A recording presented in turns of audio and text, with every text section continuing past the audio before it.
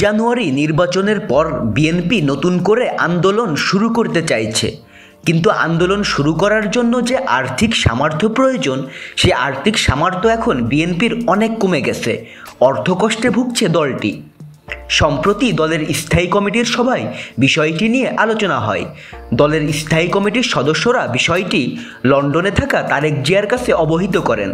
তারেক জিয়া তাদের বলেছেন, আমারই চলতে কষ্ট হচ্ছে, আপনারা টাকা জোগাড় করুন।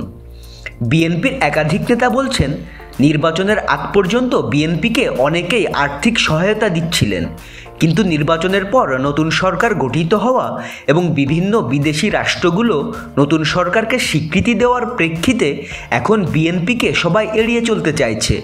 যে সমস্ত ব্যবসায়ীরা আগে বিএনপিকে অর্থ দিত তারা এখন বিএনপি নেতাদের টেলিফোন ধরছেন না বলেও কোনো নেতা অভিযোগ করেছেন।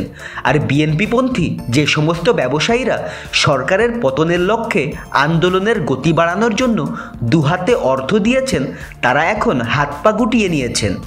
এখন ওই সমস্ত ব্যবসায়ীরা তাদের অস্তিত্ব রক্ষার চেষ্টা করছেন। নতুন করে সরকারের সঙ্গে ঘনিষ্ঠ হওয়ার লক্ষণও দেখা যাচ্ছে কারো মধ্যে, কারণ তারা মনে করছে আন্দোলনে বিএনপি পরাজিত হয়েছে। এখন বিএনপির পেছনে অর্থ ঢালা মানে নিজেকে ঝুঁকিতে ফেলা। এ কারণেই বিএনপি ব্যবসায়ীদের কাছ থেকে যে চাঁদা আদায় করত সেই চাঁদার পরিমাণ এখন শূন্যের কোঠায় নেমে গেছে।